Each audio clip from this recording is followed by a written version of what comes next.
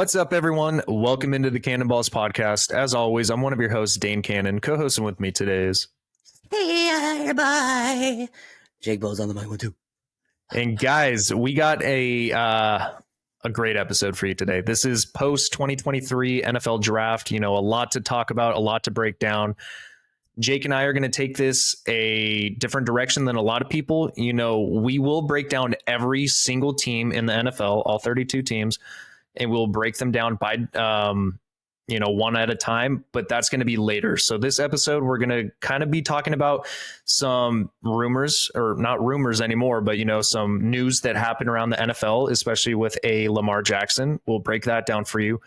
We're going to go, each of us are going to give our biggest winner in this year's 2023 NFL draft, and then our biggest loser in this year's 2023 NFL draft. So we might be able to sneak in a couple surprising picks in there as well. And then we're also going to talk about our teams because, we've haven't really been talking about our teams as much recently. And I think that we can kind of give some insight to the Chargers and the 49ers.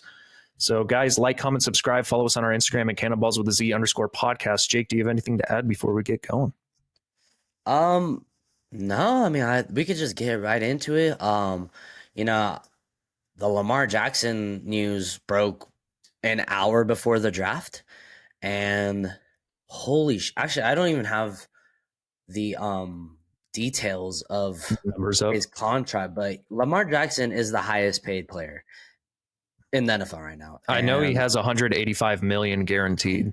Yeah, and I think it was like a $260 million contract over 5 years, 4 years, somewhere around that ballpark.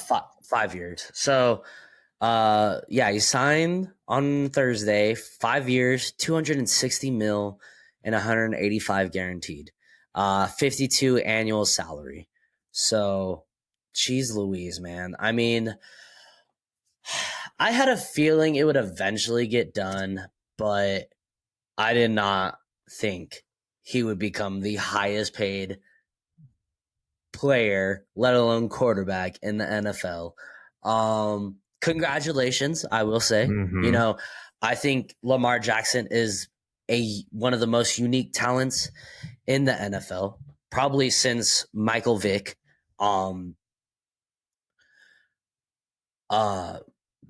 He makes that team better. He instantly makes that team better. And just congratulations are in order for sure. But what do you think? Do you think he's, I mean, it's so hard because contracts, the next Joe Burrow is going to be the next highest paid player. Right. Once he gets his contract, I mean, and Justin Herbert has a good chance to be a highest paid quarterback too. Justin Herbert's not going to get that back till next year because they picked up his 5th-year option. So I kind of like the direction the Chargers are going with that, just because, we've kind of pushed all of our salary cap onto next year, but we can let some players go next year based off of their contract. So it'll free up some space. But yeah, this is where the QB market's headed towards. QBs are just making bank, and I'm happy for Lamar Jackson. I think it's well-deserved to a certain degree. I was a little bit surprised with the contract itself, how much he's getting. I'm happy for him. The dude's a great ball player, and it's good that he got the contract. I just wasn't expecting it to be as big as it was, personally. I thought he was going to be around the ballpark of maybe like a Dak Prescott contract, which is still a huge contract, but I didn't necessarily think that it was in the same ballpark as Patrick Mahomes or Jalen Hurts, around that area. But if he can go back to his MVP season, if he can play like he did when he won MVP, then he's well worth the money. It's just, they got him weapons now, so maybe he'll ball out. He got his money, so who knows? Maybe he's on better terms with Baltimore, and maybe it'll actually improve his performance because he's like, I have something to prove now. I have to prove that I'm worth the number one quarterback in this NFL. So that's what I feel about it. Good for him. Mm-hmm. Yeah, I think he's paid higher than Patrick Mahomes now, huh? I believe so, yeah. Yeah, so, I mean, me personally, I don't think he's better than Patrick Mahomes. But, it's just the way contracts work. Like, you get paid later than a person, and you're just making more money. So, good for good for Lamar, good for the Ravens. They got that figured out. I think it was all just, maybe there was a little bit of bad blood between the whole situation, but it's all how negotiations go. It's all just trying to make the other person give a little bit. I think both sides wanted to get it done, and they did. So congratulations, both sides. Yeah, and like I said, this happened about an hour before, maybe not an hour, but 2 hours before the draft. And the draft happened Thursday, guys, and it was a very exciting first round. FYI, guys, we did one mock draft, and me and Dane realized why people do more than one mock draft, because I shit you not, folks, we got one. I repeat, one pick right. Technically, we got two. He just wasn't drafted until the second round. Yes. And that was who was that? Joey Porter Jr. Okay, yes. So yes, we got one. But there was just so many. We didn't account for trades. We said we weren't going to do trades in our mock draft. So we figured the Arizona Cardinals would trade. We did not realize they would trade twice. Move back and then move forward again. We didn't realize, I think 5 teams traded in the first round. This was one of the most, I don't know if it's a record, because it might be. It might be. Don't quote us on that. But this draft, there definitely was a lot of moving pieces, especially Cardinals started off really early on. There were trades even before the draft started. So let's get that out of the way. But, Cardinals trade out of the 3rd spot. Then they trade back up. So it's like they went from, I think, 3 to 12, and then from 12 to 6. So it's like there's moving pieces already. So it was an interesting first round. I definitely think that there were some reaches in this round by a certain team. Oh, yeah. More than the other ones. But I thought the entire draft was a lot of fun. I got to sit down and watch pretty much all of it for all 3 days. And it was a lot of fun, man. A lot of teams took a lot of good players. There is now a new Bulldogs in the NFL, and that would be the Philadelphia Bulldogs. They are just loading up from the championship defense that Georgia had for the last 2 years. So it's crazy to see what Philadelphia is doing. It's very interesting. But Jake, do you want to get into draft talk? Do you want to start off with who your biggest winner was? Like, who do you think had the best draft this year? I mean, I've analyzed every single pick later in the drafts. I'm really only got to watch the first round. But I've been looking at a lot of grades, and right off the bat, I think it's obvious.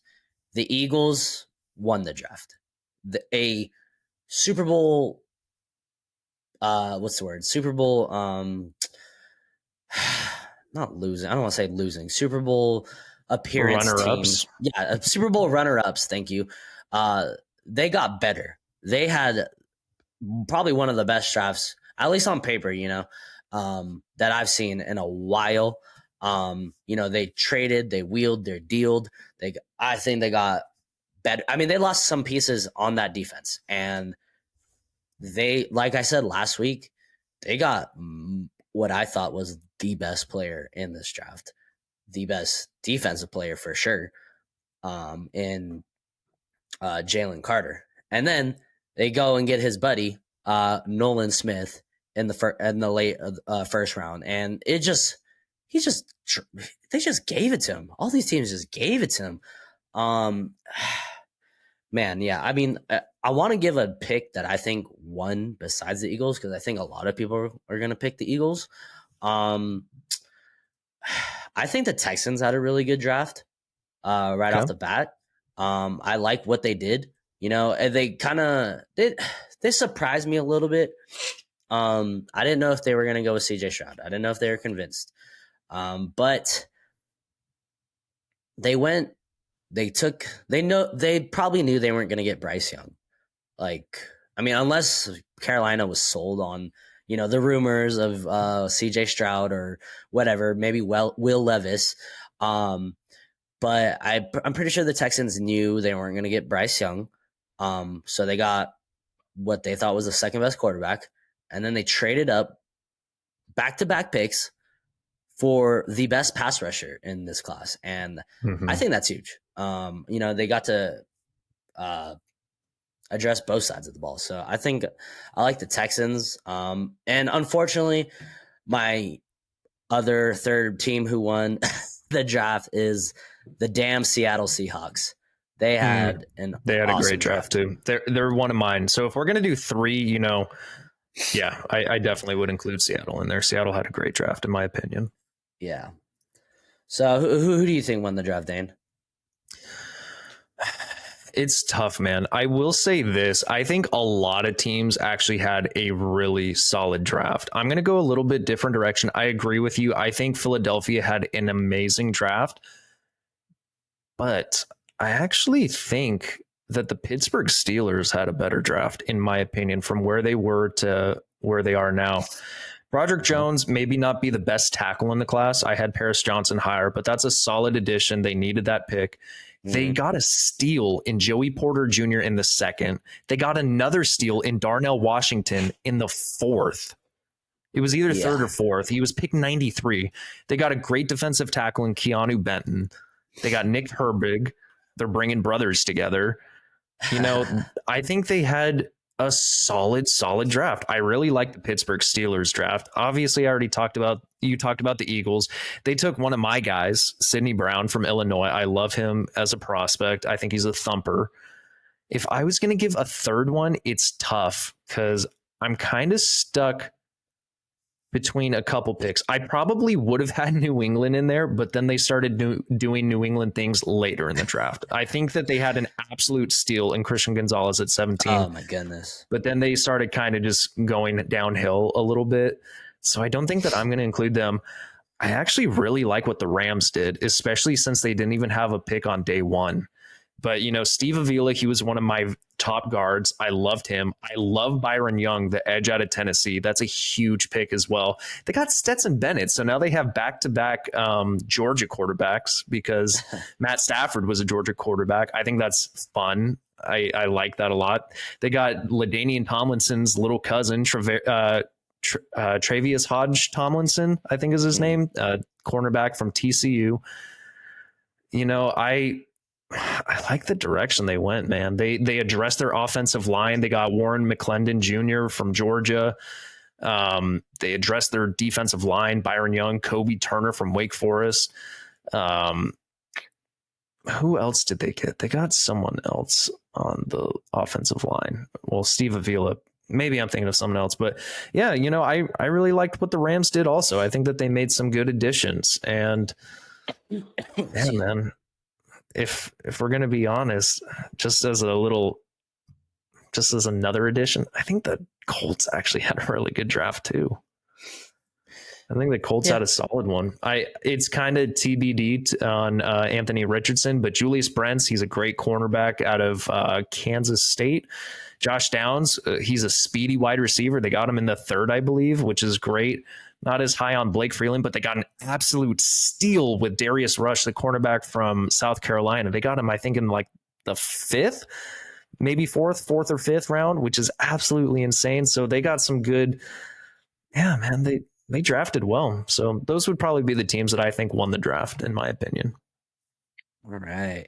All right. So I guess we should get to who do you think lost the draft? Okay. I mean, this is. Go ahead. I mean, I think it's obvious. I mean, at least for the first round. The first round was just. Yes. What are you doing? Detroit Lions, man. What the F? I agree. I mean, okay, so they ended up trading DeAndre Swift, but maybe they just wanted a plethora of running backs. But I think they definitely reached for Jahmyr Gibbs. So they drafted him with the first pick, their first pick. And then what else did they do? They got the linebacker from Jack Campbell from Iowa. Yeah.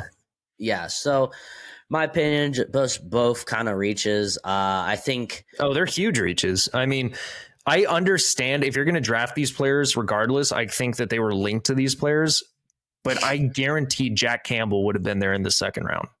Guarantee also, it. Yeah.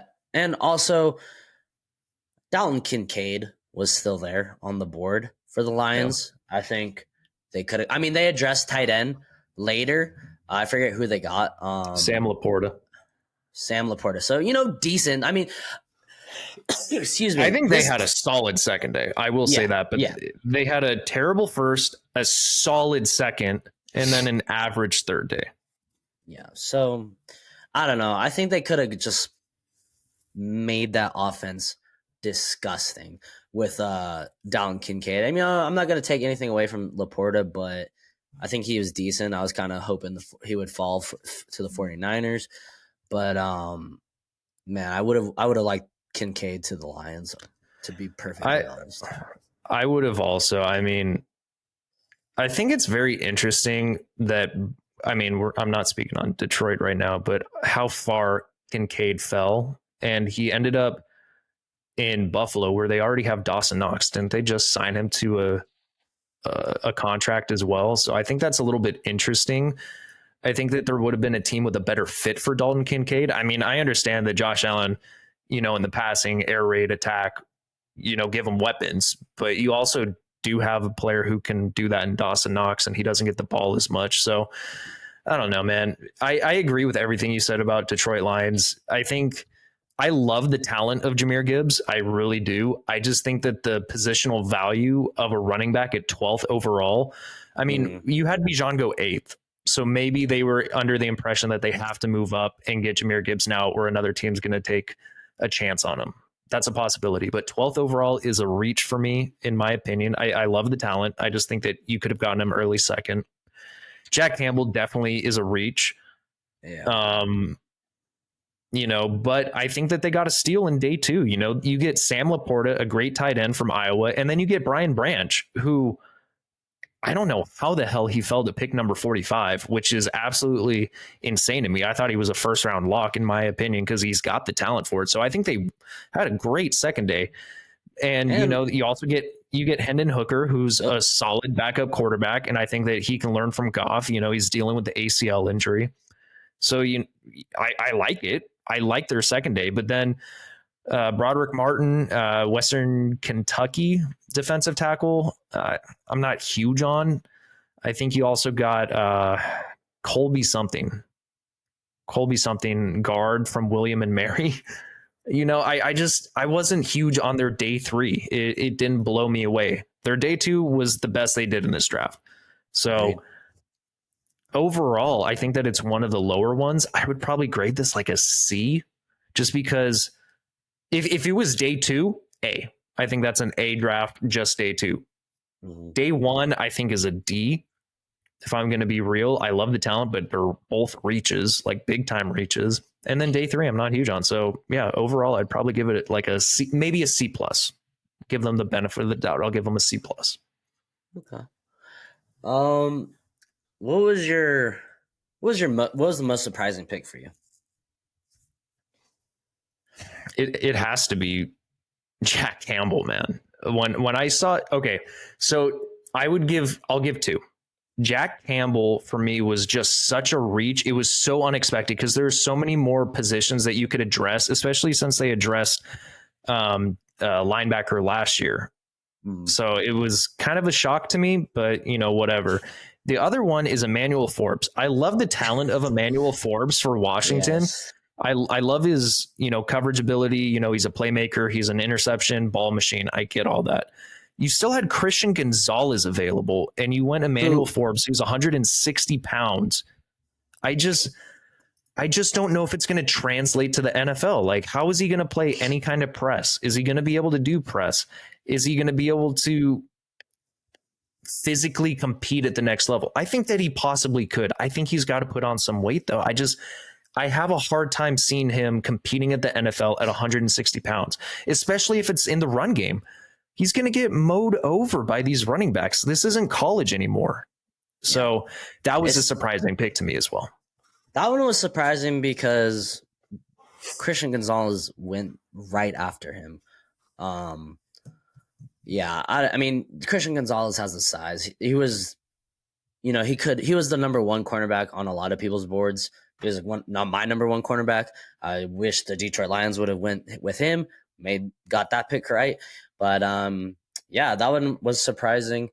I think I'm gonna go in a different direction with my most surprising pick, and it's kind of more of a positive surprise. Okay, I like it. What is it? The Atlanta Falcons drafting Bijan Robinson.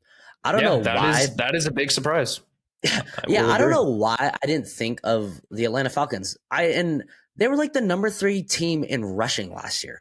I think, and you have Tyler Algier, who's a young player that you just drafted as well. So you have, a solid running back room. I think they still have Cordell Patterson. They do. A veteran. And then they have a young second-year player in Desmond Ridder, who that's going to help a lot, the running game. Arthur Smith loves to run the ball. That's his bread and butter. And I think Bijan Robinson, he might be, number 1 pick in fantasy, or at least, don't say that. I need him in fantasy. That is my pick in fantasy. Yeah. I mean, you're getting the best running back since Saquon Barkley to the number 3 rushing offense, I believe it was last year. I think he's just going to eat. He's going to get the ball. He's going to get his carries. And I think that's just going to open up things for, hopefully Kyle Pitts. Hopefully, who are their weapons there? Drake London. So, yeah, I really like that pick. I know you're not a big, you're a big fan, not a big fan, big fan. I'm not a big fan of it because I wanted him to fall. Yeah. But yes, it's just tough because of the positional value in the NFL nowadays, because you're now paying him like he's the best running back in the NFL. Yeah. And I think that he has the ability to be the best running back in the NFL, but I don't necessarily think that you should be paying him already as a rookie as the best running back in the NFL, because top 10 picks, they're making a shit ton of money, especially at the running back position. Like the average running back is making, I think, around $4 million, if I'm not mistaken, $4 or $5 million. Yeah. So it's kind of, you're banking on a lot of the possibilities here, I will say. But I like the pick. I think that he fits the scheme. He's going into a great situation with a good running attack, good room. So he's not going to be getting the ball 100% of the time. Like it's going to be a backfield by committee approach, but I think that he might get the majority, especially with Cordell Patterson kind of getting up there in age. Mm-hmm. I think the other interesting running back position was Seattle when they drafted Zach Charbonnet. I just want to talk about that really quickly because they just drafted Kenneth Walker last year, who I loved. Mm-hmm. He was my favorite running back coming out of Michigan State. And now you get Zach Charbonnet. Both of these players, I think Kenneth Walker's faster. I think he's a little bit more agile, but they can both lay the hit stick. And Zach Charbonnet is a beast, man. I loved watching him out of UCLA. Like one defender is going to have a hard time bringing this guy down. So Pete Carroll also loves to run the ball. So I think that's a great situation for Zach Charbonnet, especially with the departures of the other running backs that were in Seattle. So just want to touch on that. I think they're trying to go back to that, Chris Carson, Rashad Penny kind of time where they just had a giant running back room and everyone got touches. And, Ken Walker's a good running back. I think Zach Charbonnet is going to be pretty good in the NFL, but we will see. Real quick, I kind of like the Giants' first 3 picks. I don't know. I really like them. Deonte Banks, John Michael Schmitz. I like John Michael Schmitz. Yeah, I agree. I think the Giants had a great draft as well. You just touched on 3 key players. I think John Michael Schmitz was my number 1 center in this year's draft. I was really high on the upside of Deonte Banks because he is one of the freakiest corners we've seen. He's going to have to watch his hand usage. He's going to have to bring back the penalties. And, he's got a lot to learn, but you're banking on the athleticism of him. One other team, Jake, that I think we're kind of sleeping on is actually the Cardinals. And they need it. They need it bad with the position that they were in. But they got my number 1 tackle in the first round. They get they get a first round next year. I think their GM did a phenomenal job. It may not be the best draft player wise. I think it's solid. I think it's very solid. But I think what their GM came into the situation and predicament that they were in, and he traded back. He traded back multiple times, got more picks, helped this team out. They got players because they're losing a lot of players. And then they have 6 picks in next year's draft in the first 3 rounds. That's insane. That's great. And, they got BJ Ojolari, who I was huge on. I loved watching him at LSU. Garrett Williams is a solid cornerback. I think they got a steal in Michael Wilson from Stanford. The only issue with him is you're kind of worrying about the medical, whether he's going to be consistently healthy. But, John Gaines is a solid guard. Owen Popo, freak athletic linebacker, but he's just got to be a little bit better with the aspect of, diagnosing plays. But yeah, man, and they also drafted Clayton Tune, the QB from Houston, and I think that he's a serviceable backup, especially if you're rolling out there without Kyler Murray. So I don't know, man. I like the Cardinals' approach. They definitely address a lot of positions of need, and I think that they're going to be a young team, and so I don't necessarily think they're going to be going back to the playoffs this year. They have a lot to improve on, but we'll see how Jonathan Gannon kind of coaches this team up. They're going to be young and they're going to have a lot of picks next year. So they might speed up this rebuild process a little bit quicker than I was expecting, to be honest. I think so too. I still think they could be the worst team this year, at least until Kyler Murray comes back for sure. But I agree with you. They did have a good draft. I love the trading back. They got our best tackle. And Kyler Murray needs that, man. I don't really love seeing him scrambling around, honestly. Yeah. It kind of just pains me watching it. I would rather him like doing, like the option kind of stuff. But no, I agree with you. And if they are the last place or if they get last place, it would make sense, and they would get the first overall pick again. So, and I think they would also get the second overall pick as well. I'm not sure. Seriously? We'll see. Like they could have the back-to-back first picks in next year's draft. I do want to say this though. One thing that like really kind of made it a heartfelt moment for the Cardinals is Paris Johnson's father also used to play for the Cardinals, which is cool. So it's like, that was heartwarming. And then get this, Clayton Tune, his great uncle was the first ever player drafted by the Cardinals way back when. So that's cool, man. Like, I don't know, man. I just think that's awesome, cool. Addressing that. It's almost as cool as, did you see Deuce Vaughn getting drafted by his dad for the Dallas Cowboys? He's a scout for the Dallas Cowboys, and he got to make the call and draft his son. I saw that. I forgot what team he got drafted to though, but nice. Yeah, I see that, to the Cowboys. That's awesome. Yeah, that's very cool. And then, a couple of father-son, Joey Porter Jr. getting signed to the Steelers. Yeah, like we wanted to so badly. That is so awesome. He was the first pick in the second round. I love it. I love it, love it, love it. Other than that, I think the Lions had at least the first day. I don't think there was really any terrible drafts, just like complete ass. Yeah, I don't think any there's team, a lot of I don't think any team got in. There's some that are like like the Chargers. I'll be honest, I was kind of about this draft. I think that it was solid on days 2 and 3. I'm still TBD about Quentin Johnson. I would have gone a different route personally. But like I said when I was breaking down my wide receivers, I think Quentin Johnson has the highest upside of any of these wide receivers, and there's a reason, because he has freak athletic ability. He just doesn't do it consistently enough. He can high point a ball. I've seen plays of him mossing people.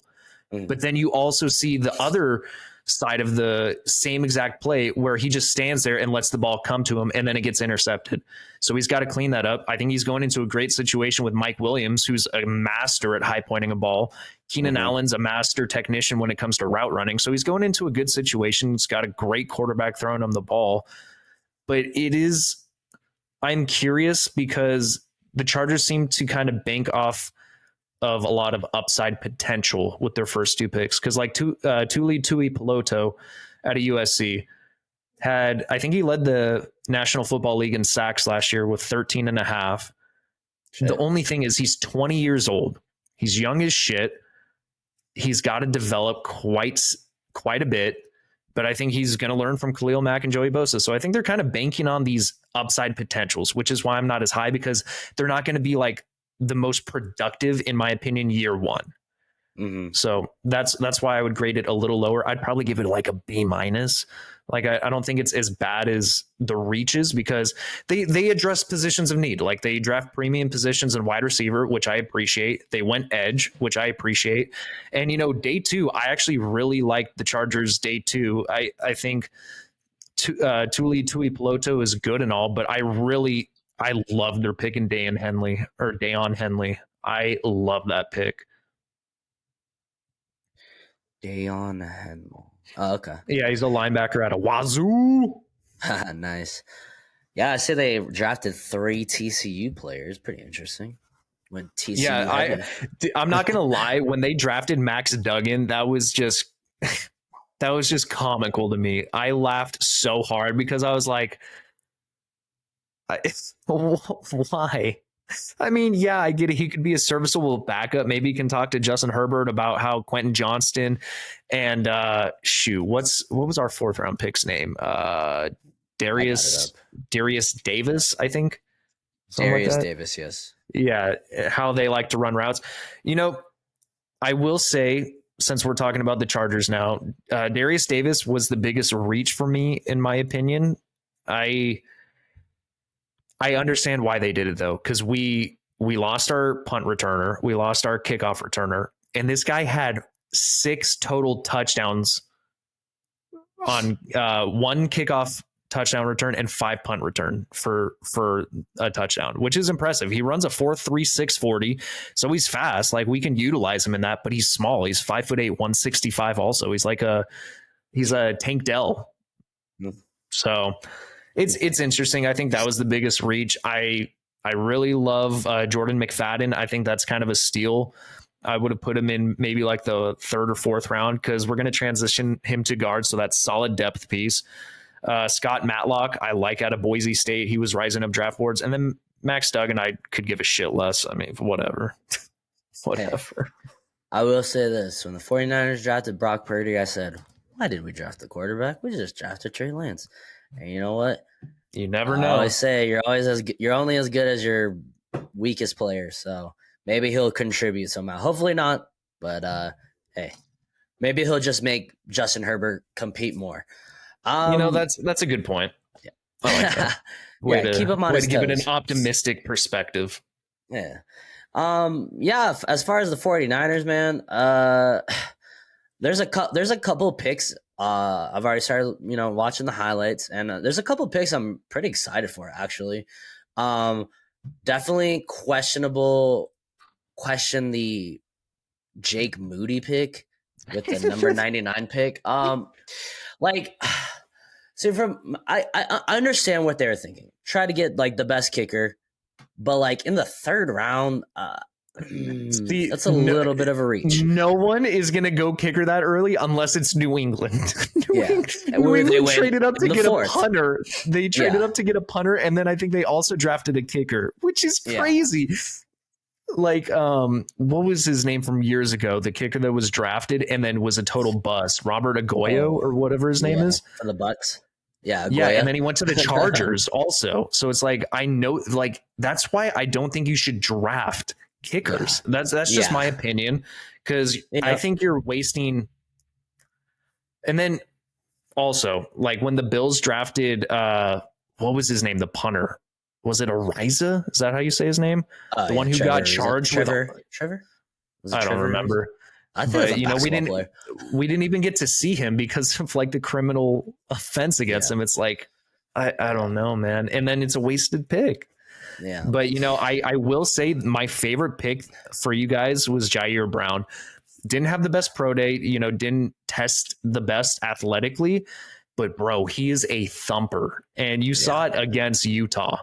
Yeah. I don't know if you saw the highlights. He knocked out Cam Rising. knocked him out. So there's a couple picks I'm pretty excited for. Like you said, Jair Brown, he's got me a little hot and bothered. Robert Beal Jr., I'm kind of interested to see what the wide receiver from Michigan. No, he's the DN. Who'd you? Robert Beal. I thought you said Ronnie Bell. Yeah, I like Ronnie Bell from Michigan.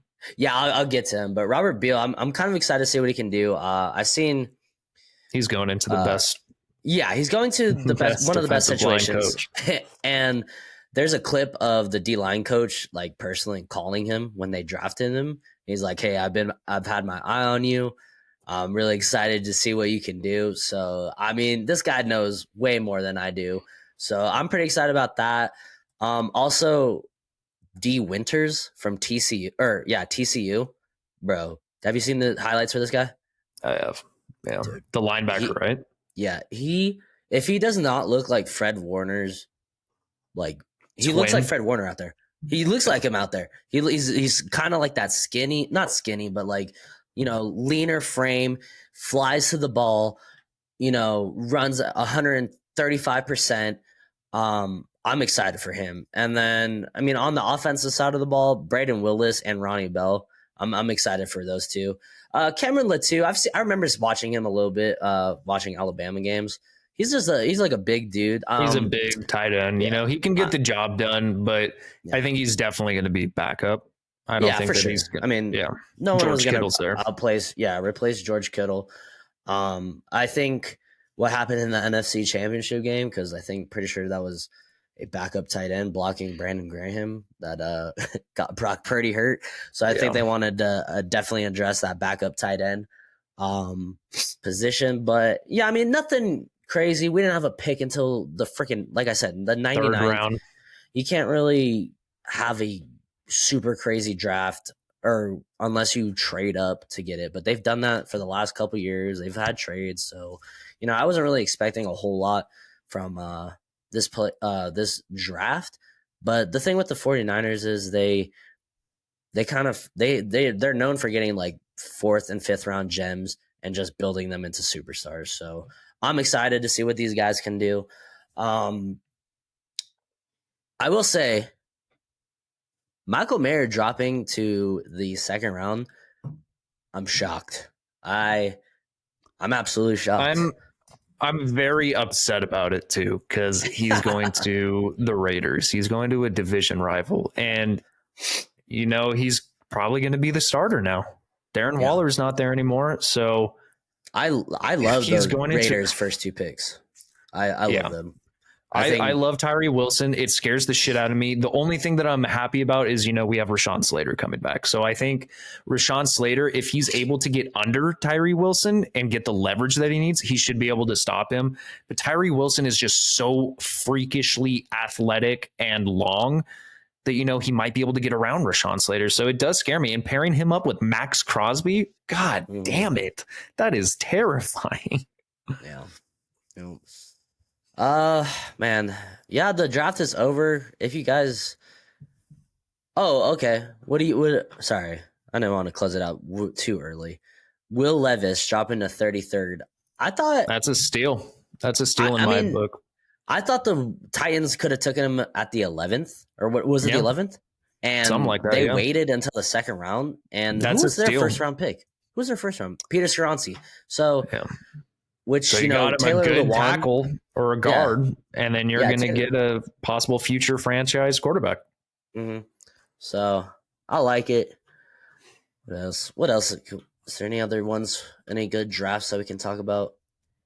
So, guys, we will be breaking down each team individually. So if we didn't talk about your teams, fret not. We'll get into it. We're just kind of, free balling this right now. We're kind of just going around and talking about our favorite picks as of right now. I think as another steal, I actually really like the Bengals draft. They got Charlie Jones out of Purdue, pretty quick white boy, but I think he's one of the more consistent route runners and catchers in this year's draft. He kind of reminds me of Cooper Kupp. It's wild to say, but he has a similar build in a way. I don't think he's as tall, but he's got some good athleticism, and they got him later in the draft. I think that's great positional or value where they got him. They got Jordan Battle in the 3rd. They got DJ Turner, who I think is the quickest cornerback in this year's draft. I think he ran like a 4.2 something. Maybe I'm thinking of someone else. But then they got Miles Murphy, who's going to be a great addition on that defensive front. Yeah, man, I like those. Dude, there's so many teams that, when we get into it more in depth, I think we'll obviously touch on all these teams. But yeah, for sure. There are a lot of teams that I think drafted really well this year. One last one I want to talk or just mention. I like the Jordan Addison pick. Jordan Addison? For New York Jordan Giants? Addison for the Vikings. I think it was the Vikings. Right. Dude, we said about pretty much all these wide receivers, they're all probably solid number 2s. And I think he went to one of the best situations with Justin Jefferson and Kevin O'Connell. Is that the coach? Kevin O'Connell? Yeah, Kevin O'Connell. He was the Rams offensive coordinator. Yeah. I think that could be a sneaky good pick. And I think the Vikings might have some solid firepower. Well, they got a great duo because Justin Jefferson, in my opinion, is top 3 wide receivers in the NFL currently. And so Jordan Addison's going to get a lot of receptions now because, Justin Jefferson's going to be getting that double coverage sometimes. They're going to have all eyes on him. They're going to scheme everything against Justin Jefferson. And Jordan Addison, he's got great quickness. He's got great route running. Justin Jefferson's like a great mentor to him because they're both great route runners, and he's only going to get better learning from Justin Jefferson, one of the best in the NFL to do it. So, I like the pick a lot. It was a fun weekend, fun draft. I hope you guys watched it. If you guys don't, go watch your team's drafted players highlights. It's super fun. It gets you more excited for the season. I know me and Dane and I do it both. We're both nerds for that shit. I haven't even finished watching all the highlights. I've just done like the players that I really liked so far, but I'm going to be watching them until, spring training, summer training, whatever you want to call it. But, really quick before we close this out, I just want to shout out Marty Mapu, linebacker from Sacramento State, my university that I graduated from. I am an alumni from there, and he got drafted in the 3rd round, man. He was actually there while I attended school. I think that he was like a 6-year redshirt senior, something like that. And he gets drafted in the 3rd round, man. It's the Patriots. Oh, really? Yeah, dude. It was super cool to see. And it was like, I don't think I've ever seen one of Sac State's players get drafted as early as he got drafted in the 3rd round, man, which is crazy. Wow, that's I awesome. think that, dude, it's super cool. And he's a great linebacker. He's a freaking hard hitter, but it's going up against lesser competition. So we'll see how he transitions. If there's any team to convert lesser talent, it's going to be the Patriots, man. So good for him. Just wanted to shout out Marty Mapu. Congrats, man. But yeah, guys, I think that is going to close out this episode. I appreciate you all for listening. Stay tuned and stay waiting to hear about your teams. We'll talk about them individually. But yeah, guys, like, comment, subscribe, follow us on our Instagram, Cannonballs with a Z _podcast. Thanks. And as always, peace.